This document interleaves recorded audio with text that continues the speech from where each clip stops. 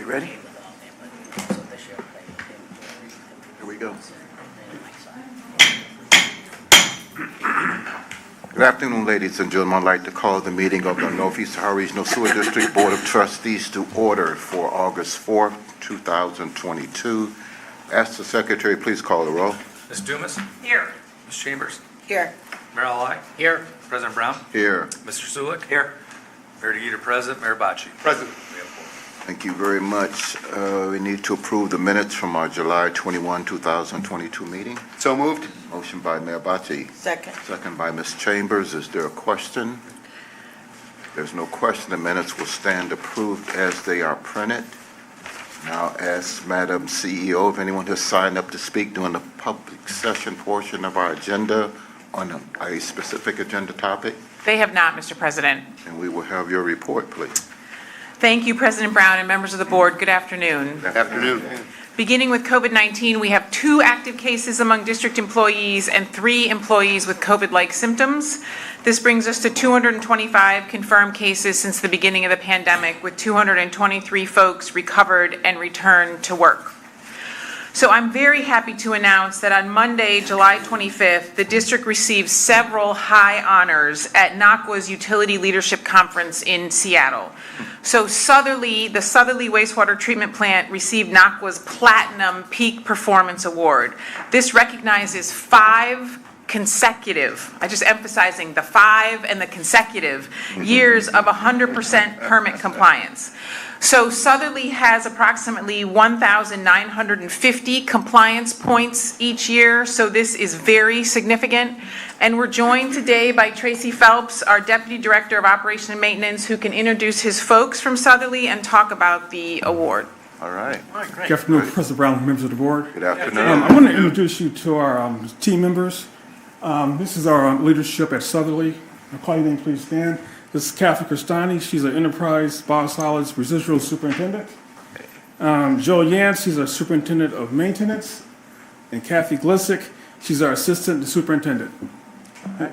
These are stellar individuals. I mean, I can't say much about it. Because of them, like Kyle said, we were able to get to that point. Also, I want to give credit to the Southerly staff also. They get equal credit. I mean, that goes to the whole staff, including union and non-union employees, especially the union folks. They operate the plant 24/7, 365 days a week. They're there on the weekends, holidays, and night shifts. So with their leadership and also with teamwork and good communication, we were able to get to that point. Also, our goal is to continue to provide great customer service and level of service for our customers and their environment.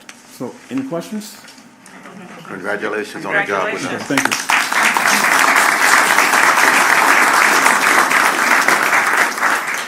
Thank you, Tracy, and thanks to your whole team. Just emphasizing again that Southerly is the largest wastewater treatment plant in the state, and we're talking about 5 consecutive years, almost 2,000 compliance points each year. Westerly and Easterly also received NACWA's Gold Peak Performance Awards, recognizing perfect permit compliance for 1 year. These plants each have 1,400 compliance points each year. And I want to thank Bob Bonnet, the Easterly superintendent, and Carrie Ann McConnell, the Westerly superintendent, and their teams. If you guys stand, we can give you a round of applause.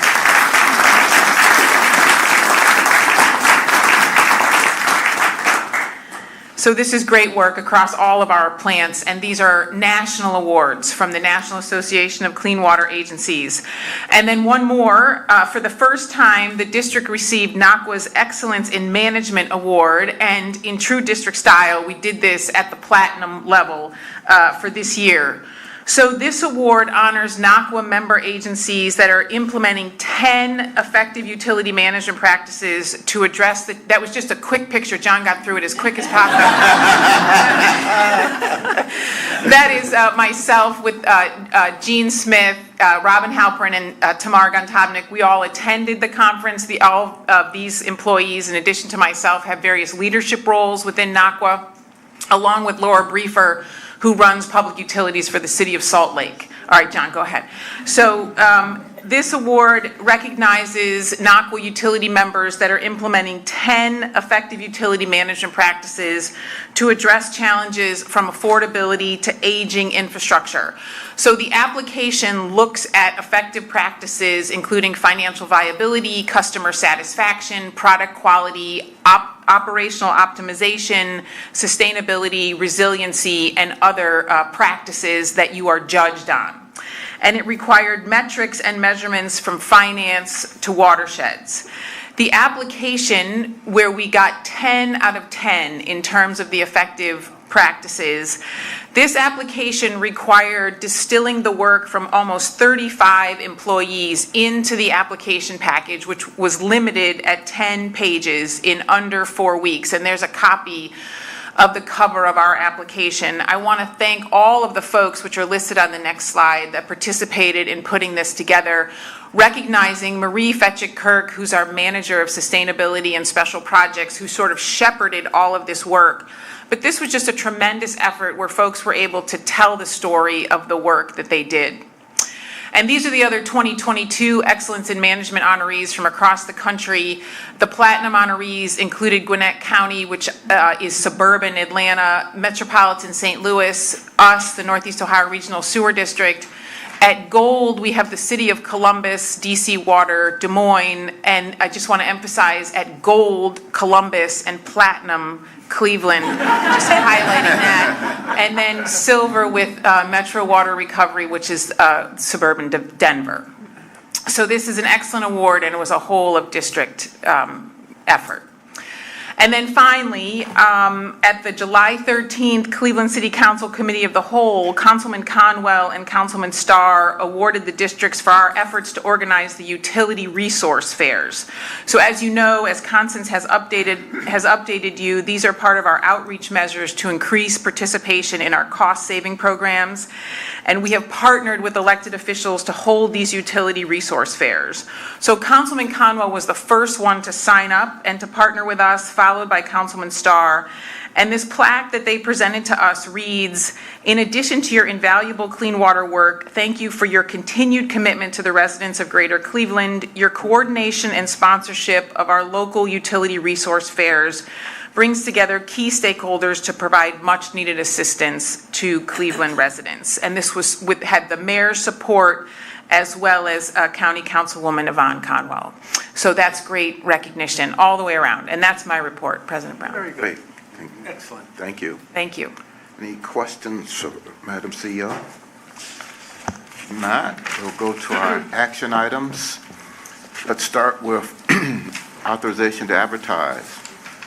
Authorization to publish notice calling for bids in accordance with Ohio Revised Code, Section 6119.10 for a 3-year requirement contract for predictive maintenance services with anticipated expenditure $246,415. Also, a request for authorization to publish notice calling for bids in accordance with Ohio Revised Code, Section 6119.10 for up to 3 6-month requirement contracts for snow removal services, with total anticipated expenditure of $95,000.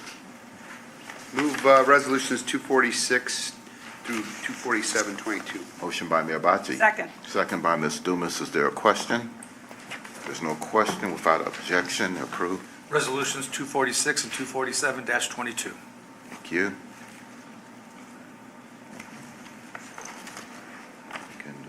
Okay, let's go to authorization to issue requests for proposals, starting with request for authorization issue an RFP in accordance with Ohio Revised Code, Chapter 6119 for state advocacy services for a 4-year term beginning January 1, 2023, with district option to extend the term for 1 additional 2-year period. Also, request for authorization to issue an RFP in accordance with Ohio Revised Code, Chapter 153 for Baldwin Creek Dale Haven Basin near York Road project. Motion to approve 248, 249-22. Second that. Motion by Ms. Chambers, second by Mr. Sulik. Is there a question? Just if you could, 24822.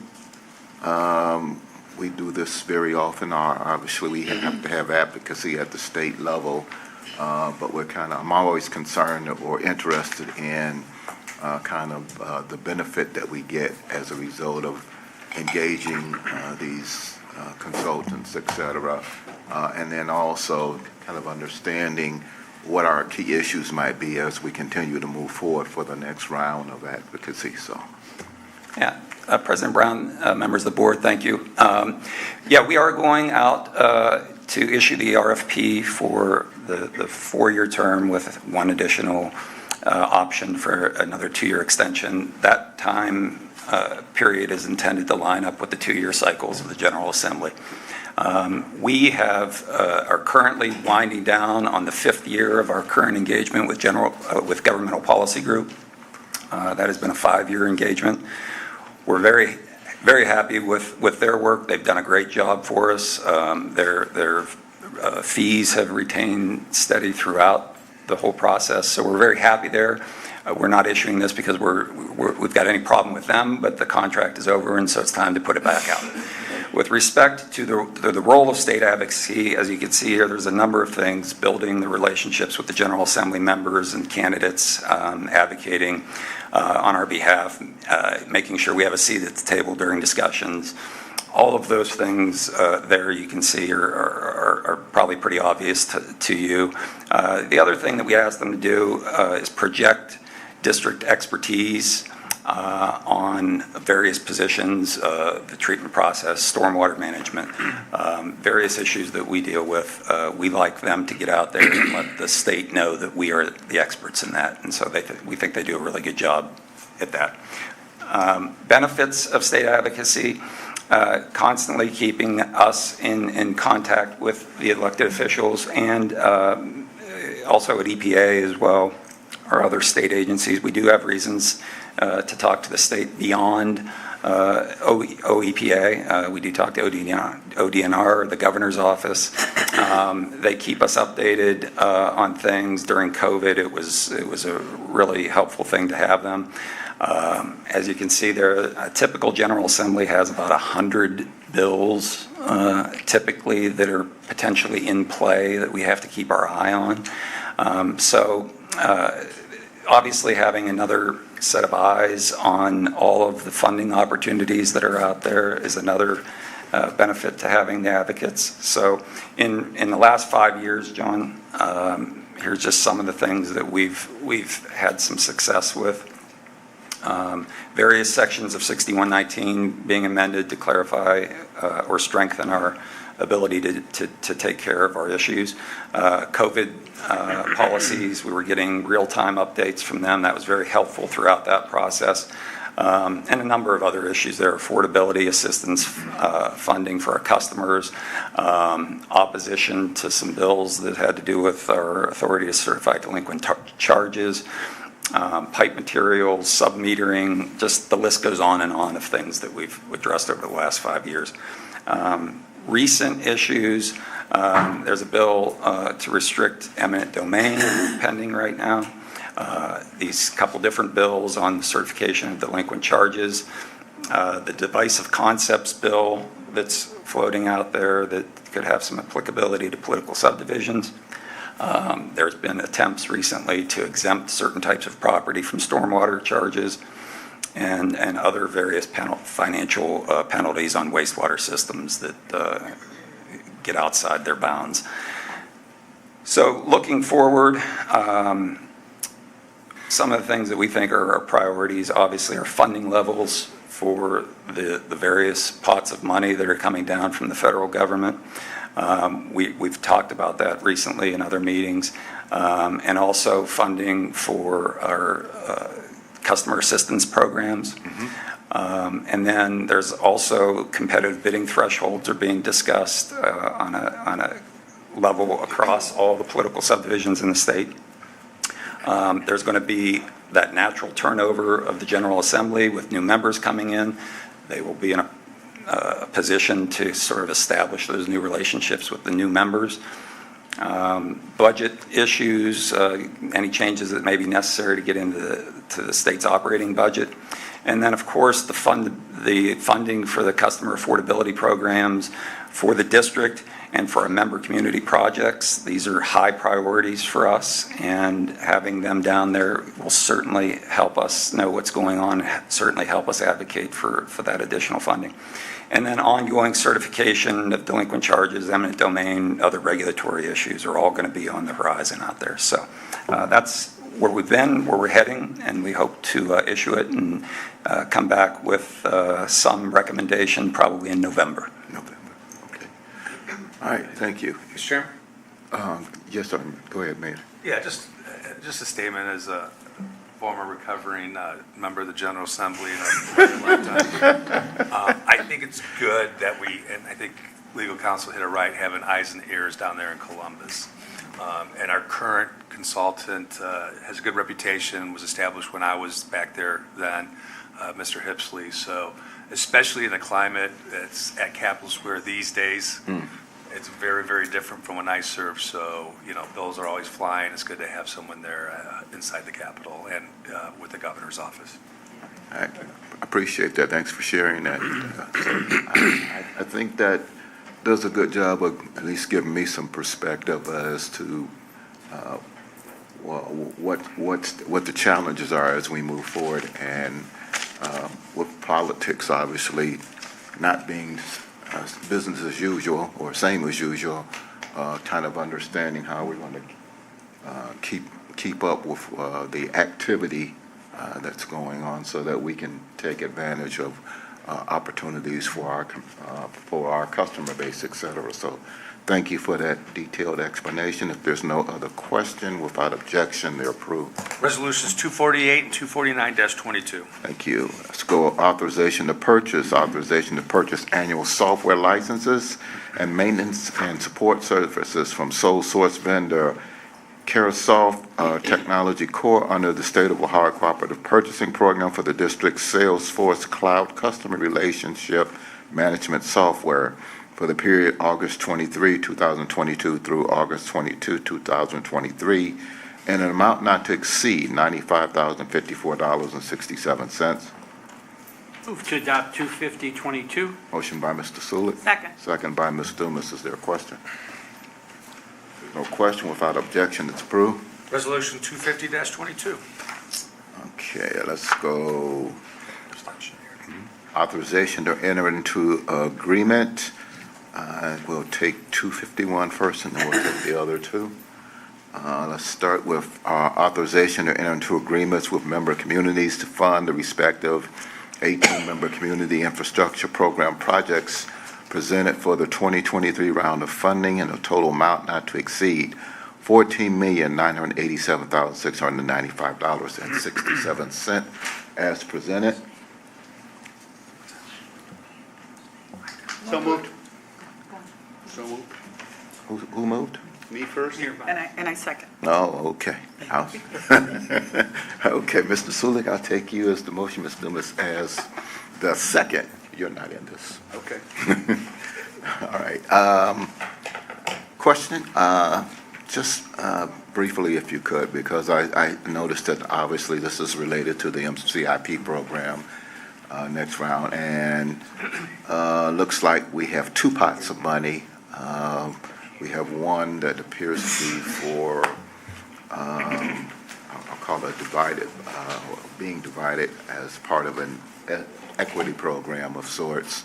And then there are those remaining communities that are part of the process. So just a little bit about how we came to that determination and what we expect to see in terms of your equity model in particular.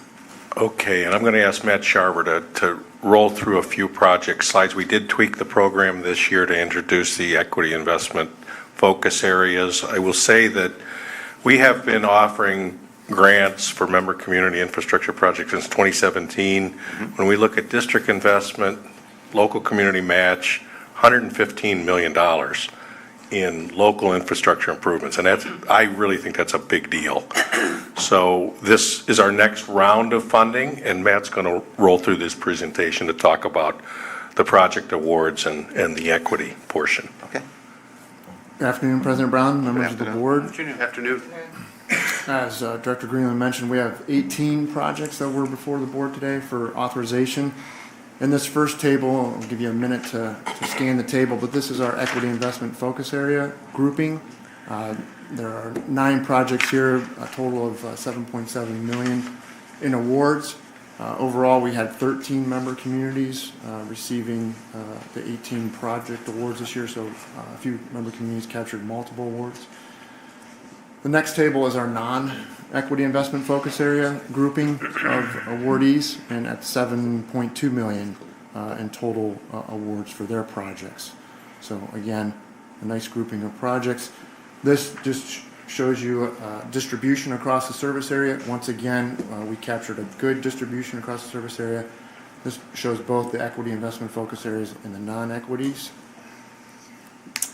And just to remind the board, back earlier in the spring, you adopted the policy language change that enabled us to implement the equity investment focus areas, which was our efforts to focus in socioeconomic characteristics of our ratepayers in certain areas, basically dividing the member community infrastructure program into 2 funding opportunities. And that was based on median household income and other characteristics.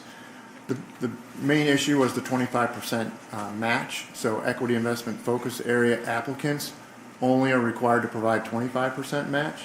Those in the non-equity investment focus areas, typically a better resource community, could provide greater than 25% match. Upwards of 50% match offers greater point capture. Those 2 categories were split and funded and competed independently, and that's how we arrived at our 2 groupings that I just showed you. This is just a clearer picture of that equity investment focus area in green and the non-equity investment focus area across the service area. But essentially what that did for us, and it seems to have worked well in this first piloting year that we've done the program, you can see the total costs there of each grouping, and then the awards are similar, but the difference is the match amount. So the equity investment focus areas, like we hoped, would have less burden in terms of providing that 25% match, still providing match at almost $3 million. But those better resource communities, as we would expect, because of the competition and the leveraging strategy of the competition, almost $14 million worth of match towards their projects. And what that means overall, and this is a snapshot of our program currently, we have 47 million, 72 projects, 68 million leverage. Once this is approved, we'll move that 47 million up to 62 million, 90 projects funded throughout the region, and then if you combine the match, that elevates to 84. I believe our total is 146 million since 2017, pushed into the local collection system for rehabilitation and replacement. So the program is continuing to move in the direction we want it to. Very good. Great. Excellent.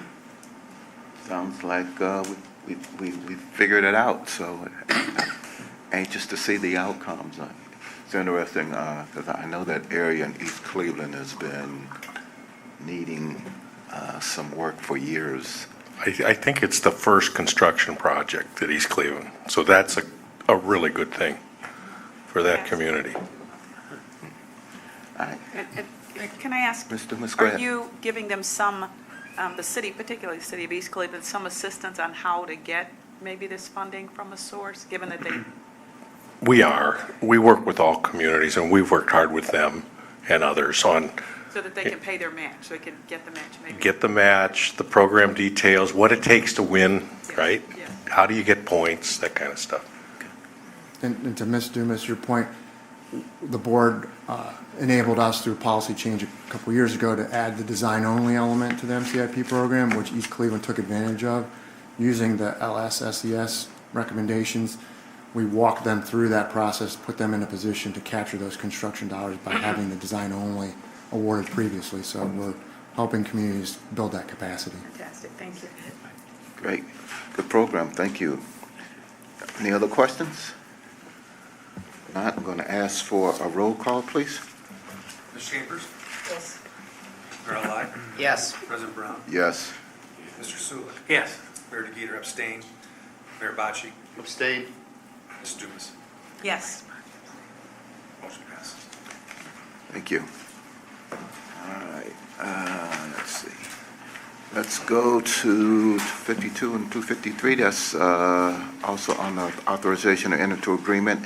Request for authorization to enter into a professional services agreement with HZW Environmental Consultants LLC for asbestos management services necessary to support operation and maintenance projects an amount not to exceed $250,000. Also authorization to enter into a grant agreement with County of Cuyahoga to accept county funding in the amount of $1 million towards the planning, design, and construction of green infrastructure control measures within the district's combined sewer areas, combined system service area through the Green Infrastructure Grant Program. Move to adopt 252 and 25322. Motion by Mr. Sulik, Second. second by Mayor Ali. Question? There's no question. Without objection, they're approved. Resolutions 252 and 253-22. Thank you very much. Let's go authorization to enter into contract. Let's start with authorization to enter into a contract with Gorman Lavelle Corporation for disposal of grit at Southerly Wastewater Treatment Center for a period of 1 year with revenue to the district not to exceed $75,000. Also authorization to enter into a construction contract with Eclipse Company LLC for Stafford Basin Inlet Modifications Project and an amount not to exceed $316,537.30. And then finally, request for authorization to enter into a construction contract with Shook Construction Company for southerly chemically enhanced high-rate treatment upgrades project and an amount not to exceed $8,892,400. Move to adopt 254 through 25622. Motion by Ms. Dumas, second by Mayor Bocci. Question, just if you could, on 25622. Looks like we're going to have a significant You could see that. plant capacity increase here, and I would note also it appears that the amount recommended is actually $2 million under the engineer's estimate, so it looks like we got some good bids on it. President Brown, members of the board, I'll start with your second point, President Brown. So we continue to see competitive bidding on our projects. We received 5 bids on this project where the engineer's estimate was $10.9 million. That included 3 bids below the engineer's estimate. The low bidder was $2 million below our estimate. This reflects the benefit of having a contractor already on site. So the low bidder's already on site, so there's some equity there in regards to them not having to pay for mobilization and stuff, so that's reflected in that bid. But even with that, it was a really strong bid by Shook. Shook has done a lot of our work. They've performed, so we have no concern in regards to their estimate as it relates to the engineer's estimate. Okay? In regards to the scope, yeah, this is part of our consent decree. It actually is a result of the modification that we got a few years back that resulted in about $90 million in savings as it relates to the overall price tag for Project Clean Lake. This is responsible for $50 million of that savings, where we were able to negotiate a more cost-effective solution to controlling the internal bypass at the Southerly plant. And so this reflects those changes that have to be made in order to implement that more effective solution, where we're increasing the capacity of the chemically enhanced high-rate treatment, which takes place in some of the primary tanks at the plant. So we're increasing that from the 125 to 255. And then also, from a bigger picture, with other upgrades that we've done, we're increasing the overall capacity of the plant from 400 MGD to 480 MGD. So all of that is part of that mod that we were able to get that results in those cost savings of $50 million. Okay, very good. Very good, thank you. Any other questions?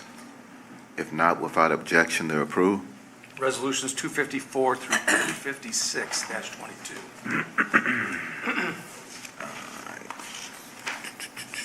All right, let's go. Authorization to amend agreement. This is authorization to amend grant agreement number 2000056 with Westtown Community Development Corp. for the West Boulevard Parking Lot Green Retrofit Project under 2020 Green Infrastructure Grants in the Combined Sewer Area Program to include additional work scope necessary to complete the construction of the bioretention cell, soil mix, and planting materials, and to increase the grant amount by $23,221, thereby bringing the total agreement amount not to exceed $85,343.87. Make the motion, Mr. President. Motion by Mayor Bocci, Second. second by Ms. Chambers. Is there a question?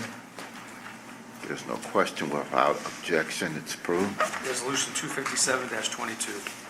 Thank you very much. Let's go authorization of contract modification, starting with request for authorization to modify contract number 3856, the County of Cuyahoga and the Board of Park Commissioners of Cleveland Metropolitan Park District for county's disposal of hauled wastewater and grit from various Cleveland Metro Parks facilities at the Southerly Wastewater Treatment Center to increase the contract amount by $100,000, thereby bringing the total revenue to the district not to exceed $150,000. Also request authorizing final adjusting change order for contract number 210-06566 with Suburban Maintenance and Construction, Inc. for the Lakeview Cemetery Dam Maintenance Repairs Project by decreasing the contract amount by $64,374.35, thereby bringing the total contract amount to $393,743.50. Move for adoptions of resolutions 258 and 259-22. Motion by Mayor Ali, Second. second by Ms. Dumas. Is there a question? There's no question. Without objection, they're approved. Resolutions 258 and 259-22. Thank you. Let's do authorization to pay dues. This is request for authorization to renew the district's Water Research Foundation subscription for 2022 through 2023, and to pay dues in the amount of $122,485.25. Make that motion, Mr. President. Motion by Mayor Bocci, Second. second by Ms. Chambers. Is there a question? No question. Without objection, it's approved. Resolution 260-22. Thank you. Let's do property-related transactions. Let's start with request for authorization to acquire one permanent stormwater easement at property known as permanent parcel number 489-25085, located on Valley Lane in the city of North Royalton, owned by the city of North Royalton, necessary for the construction and maintenance of Chippewa Creek Flood Reduction Project near Echo Lane with a total consideration of $1. Also requests for authorization to acquire one permanent stormwater easement at property known as permanent parcel number 364-26015, located at 475 Rocky River Drive in the city of Berea, owned by the Board of Park Commissioners of the Cleveland Metropolitan Park District, necessary for ongoing maintenance of a segment of a 100-year floodplain inundation area of Baldwin Creek with total consideration of $1. Move to adopt 261 and 262-22. Motion by Mr. Sulik. Second. I'll take Ms. Chambers as a second. Question? $2. Well, we spent $2, yeah. All right, no question. Without objection, they're approved. Thank you. Resolutions 261 and 262-22. All right, that takes care of our action items. Let's see. Information items. Got a couple of those. I lost them. Financial report? Anybody have a question? Kent's report is by request, so if you have an issue or a question or a concern, please do not hesitate to say to me, Mrs. Pillay. It's okay, Ken, I'll listen to you after this. I'd be glad to present for anyone who's interested. Oh, we're interested. We're just, you know. What's the other one? Operation. Operation? If you can top that, Mr. Foley. Not sure I can. Good afternoon, President Brown and members of the board. Good afternoon. This is the quarterly update for operation and maintenance for the second quarter of 2022. We have the usual standard agenda, but in the safety section, I want to talk about a significant near-miss event that we had at the REF facility on June 18th, 2022. We also have a couple O&M items, two items I'll talk about after budget performance very briefly. And then we have a spotlight presentation from Kathy Glissick on the operations challenge. So starting with safety and looking at lost or restricted workdays for the year, we have 1 lost workday and 31 restricted workdays. We see a nice decline over the last several years from 2019 when that kind of peaked. We are only halfway through the year, but we're doing well there. We had 3 different events that led to those lost time accidents, 1 motor vehicle accident, a strain, and then a slip and fall. The slide provides a little bit more detail on the incidents. I talked about the first one at the last quarterly update where we had a employee who was traveling to a meeting and was struck by a car that was involved in a police chase. And then we had someone who strained themselves when they're lifting a heavy manhole cover, and then someone who slipped in the back of a service truck when they're getting some equipment to do some field work. Our DART rate, which is the number of incidents per 100 full-time employees that result in lost or restricted work days, is at a little bit over 2 at this point in the year for 2022 for O&M. We have that internal target of 2, and we're a little bit over that. So hopefully we'll see that decrease throughout the rest of the year. I want to talk about an event that happened at the REF during June. So we had an overpressurization of the system while we were attempting to initiate feed to FBI number 1. This happened at about 8 o'clock in the morning on a Saturday.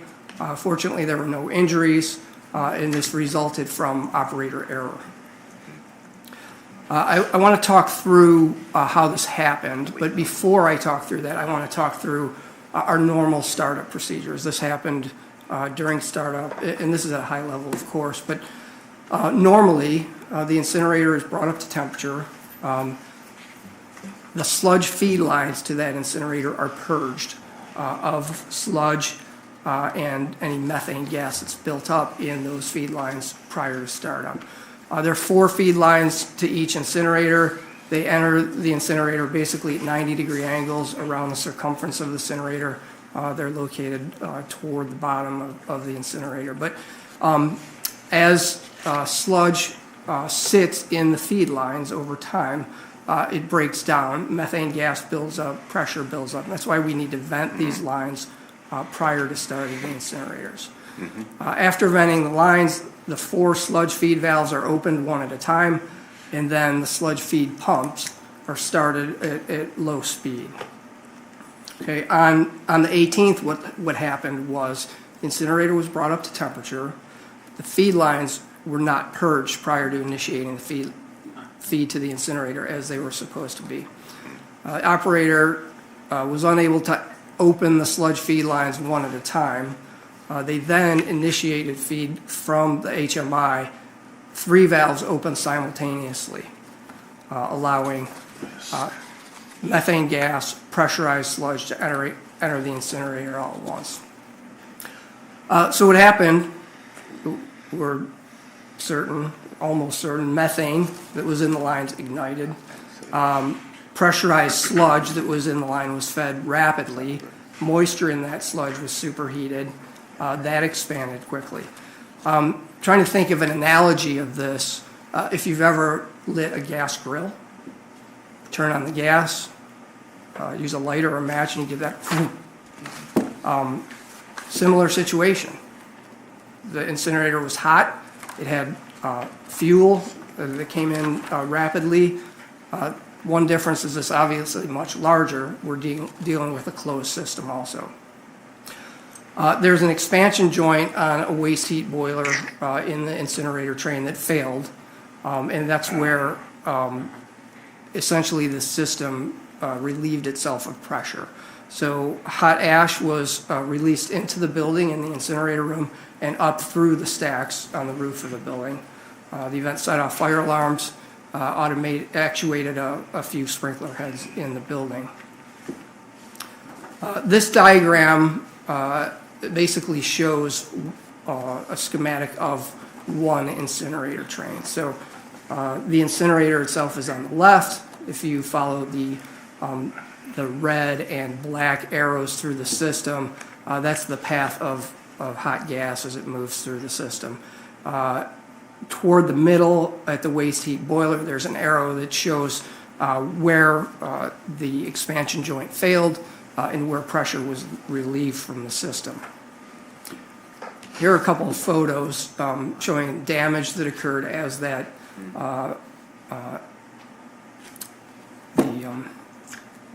release happened. There's some metal sheeting on the base of the incinerator that you can see that was pushed out. So what did we do afterwards? Maintenance staff inspected the incinerator. It took a while to cool down, of course, these are hot. Maintenance staff inspected the incinerator. They found that there was no damage other than that failed expansion joint. Externally, ash throughout the area. There was some instrumentation that was covered with ash that needed to be inspected, cleaned, in some cases repaired or replaced. The expansion joint was replaced under an existing incinerator repair contract. It took some time to get this. So this took us a month to get through this situation. During that month, we were down to one incinerator. Actually, at one point in time, we had 0 incinerators operating for about a day and a half. But we were able to resume burning sludge in that fluidized bed incinerator number 1 exactly 1 month after this happened. Here, I'm showing an estimate of the costs of this. Quite expensive. Up at the top, there's some repair costs. Some of these are internal costs for district labor and materials, fire system repairs, and then the cost to repair that expansion joint. About $61,000 for repairs. The real heavy-duty cost is down below, and that's sludge hauling.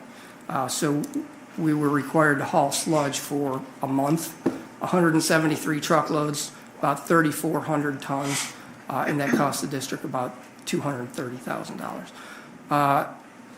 We show a reduction in some incinerator operating costs that weren't incurred because we weren't operating the incinerator. We weren't using natural gas to do that. We weren't using electricity. We weren't generating ash that needed to be disposed. So there's a bit of an offset there, and that's an estimate. One additional cost we have not incurred and we have not decided how we're going to approach that yet is cleanup and removal of ash from the area. There's a significant amount of ash on the equipment. We've gotten some quotes. Lowest quote is about $90,000 to do that. So we're going to take a step back. We're going to determine whether we do that internally, we do it externally, we do it piecemeal. And so that is, at this point, to be determined. We undertook a number of items, and we're still in the process of that to make sure that we can prevent this from happening going forward. So immediately after the event, this happened on a Saturday, early in the following week, we conducted internal post-incident analysis with a number of follow-up items, action items. We have implemented a process where management is verifying that purging of the pump of the sludge feed lines is happening before we start the incinerators. We're also making sure, at least for the time being, that these incinerators are only started during the week, Monday through Friday, when we have process managers, we have plant administration, we have maintenance staff present in case there are issues. There are a number of follow-up items that are in progress. We are going to be reviewing our standard operating procedures. We're looking at our automation and control to see if there's anything we can do to make adjustments to prevent something like this from happening. We're looking at the training that we do for staff, for our shift managers, make sure that that's adequate, and then the safety department is conducting a review. Catherine Crestani, the district's enterprise biosolids and residual superintendent, will be pulling all this information together into a comprehensive report that I expect to have by the end of the month. And then we're likely to have some disciplinary action coming out of this event. So if there are any questions, I'll do my best to answer those. Mr. Chair, Ms. Dumas? is there any external reporting required when you have an incident like this, like to a monitoring or a regulatory agency? So the one report that we did file was a regular report for our air permits. We do that on a quarterly basis. Robin Halpern and our regulatory compliance staff talk to our regulators. I want to make sure I have the right terms here, but we told them about it. We provided narrative in our report to them. Sorry. But we believe there's no reportable deviations. That's the technical term. I apologize, it took me a few seconds to find it. But there is a potential the agency could still issue a notice of violation for the materials that were emitted through the stacks of the building. Right. Other questions?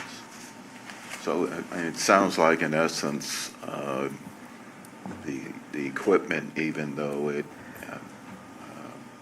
had the action that it did what it was designed to do, unfortunately, we have human error and interjected in there, and that's the part you're looking at in order to figure out even if there is a way to further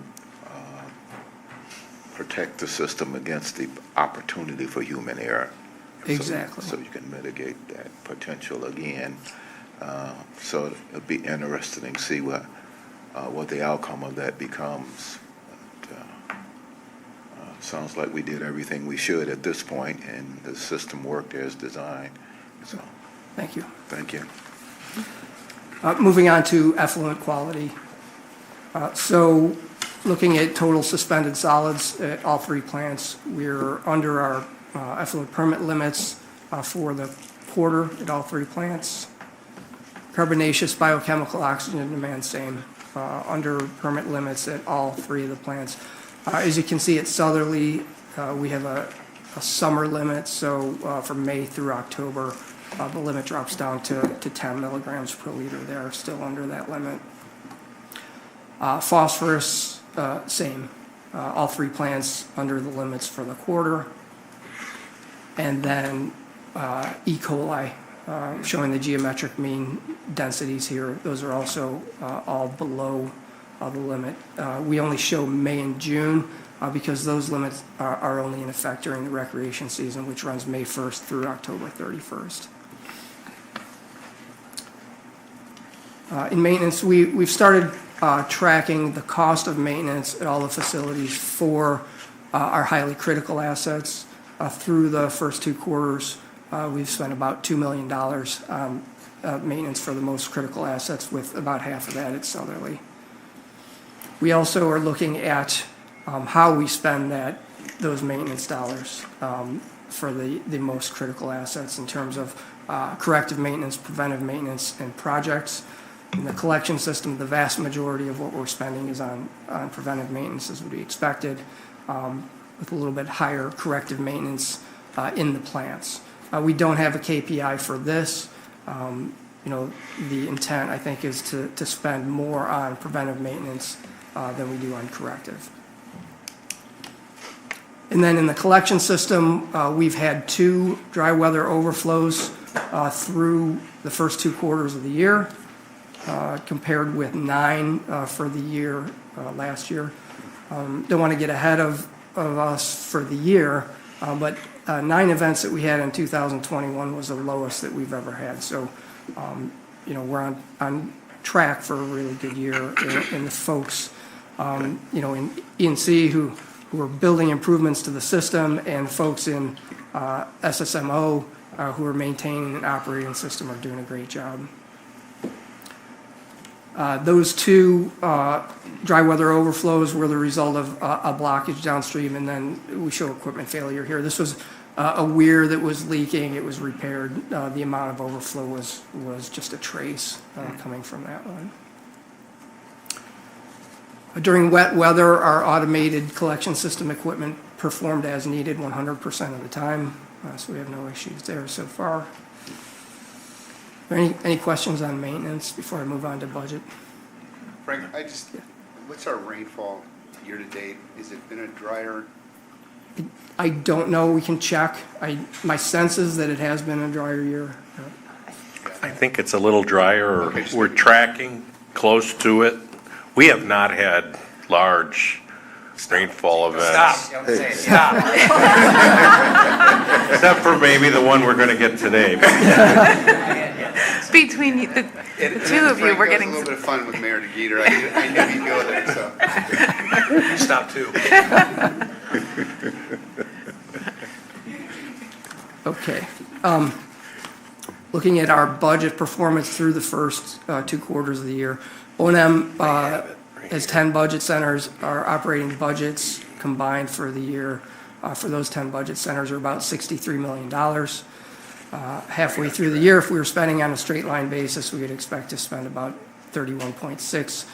We spent about 27.8 million through the first 2 quarters, and the variance is attributable in large part to 2 budget accounts.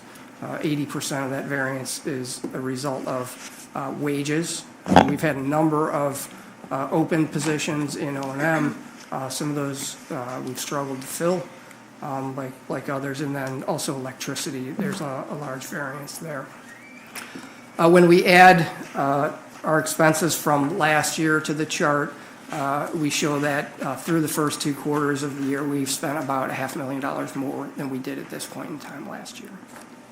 A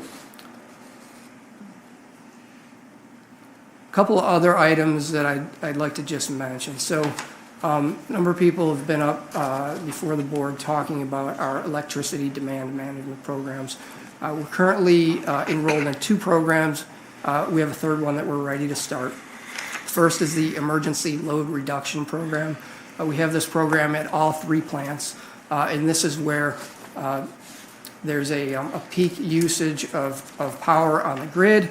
We are asked to come off the grid and go on generator power for the duration of the event. We get paid for being in the program, and we get paid for every time we come off the grid. Now, we've been working on this for a couple years. There were some improvements that we needed to make to emissions upgrades. We did that, and we actually received the first check from this program. I'm happy to say that we received a check for a little over $340,000 for this program, and this is, it's a great program. All of this is, driven under the leadership of Jim Bunsey, Doug Reichland. There's a lot of other folks who work on this, Lita Lavin and engineering construction, and lots of folks within the O&M department who were able to make this happen. So I think that's really great. I just wanted to mention that to the board. Another program that we have is a system peak prediction program.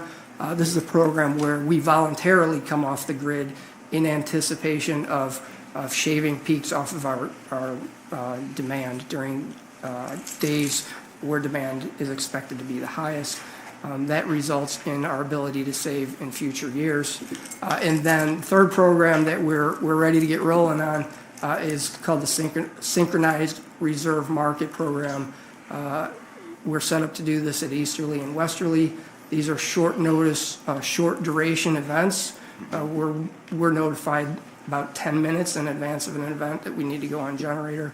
And the events only last for about half an hour. So we have potential savings of about $250,000 a year from that program alone. And then we'll continue to update the board as time goes on these programs.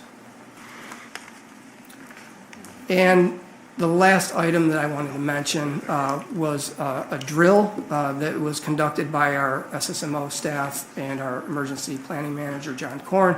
There's a drill to bypass the westerly low-level interceptor at Irishtown Bend. I think everyone is aware that there's a project that's coming to replace that, repair that slope and make some improvements there. But until that happens, that slope is in danger of failing.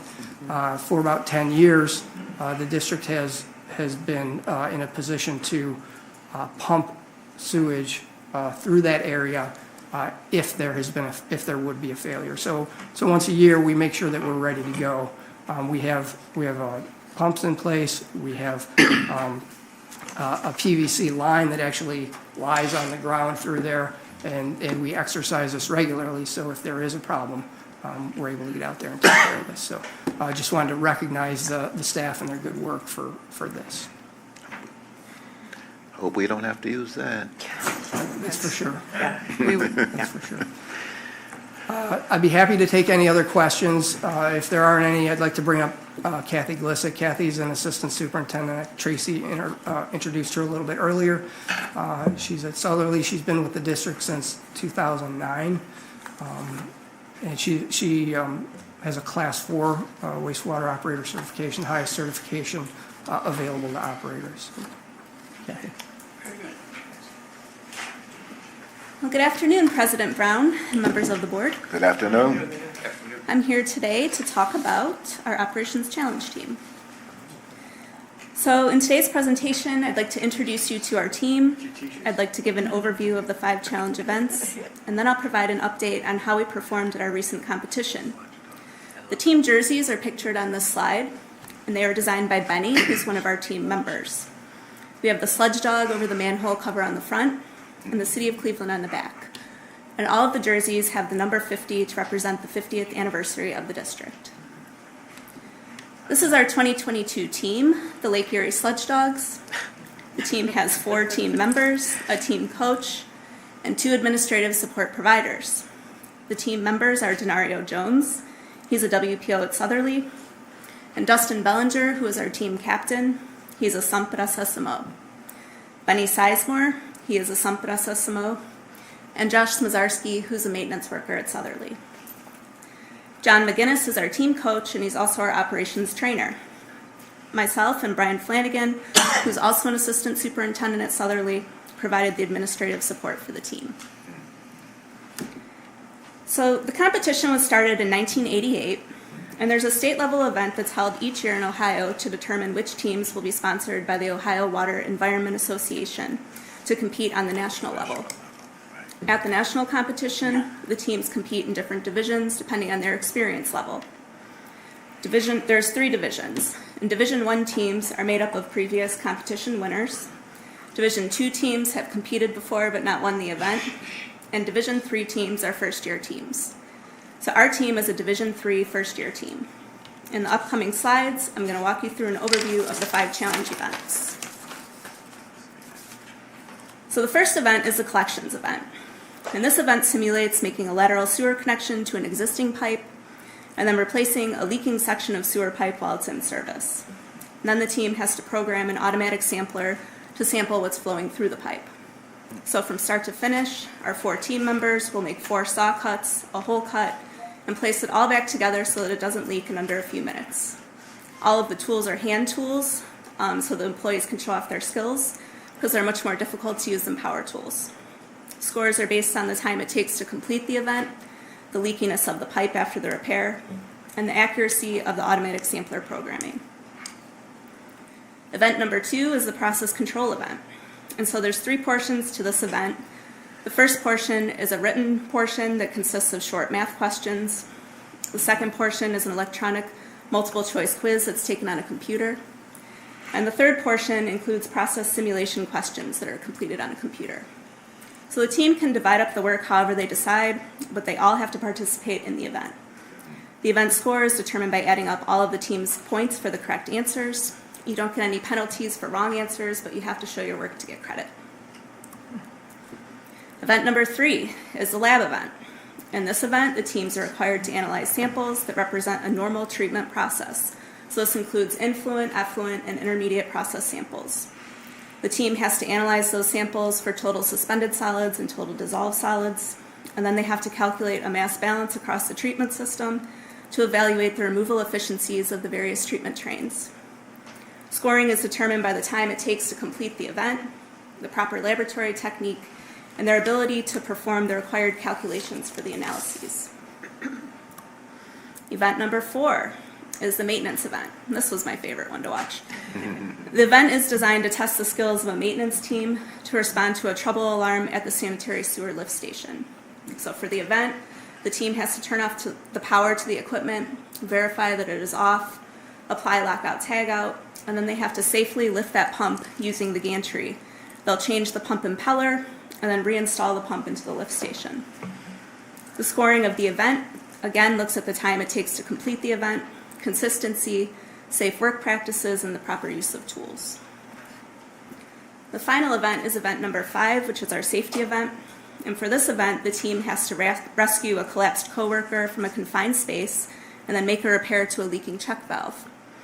The scoring for the event, again, based off the total time to complete the event, proper repair to the leaking valve, application of lockout tagout, ladder safety, and lifting the victim properly.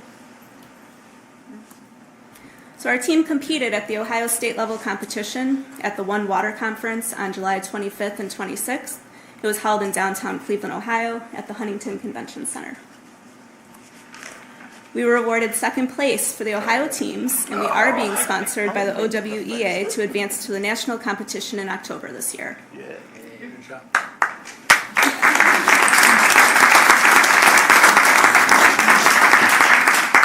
So the national competition is going to be held during the annual WEFTEC conference, and this year WEFTEC is going to be held October 8th through the 12th in New Orleans.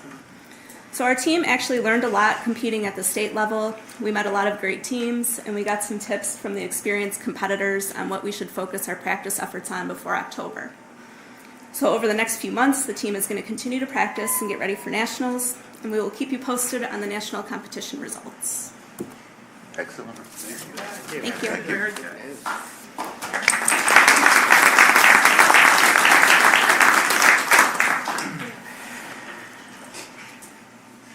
All right, that's great. There's nothing like it.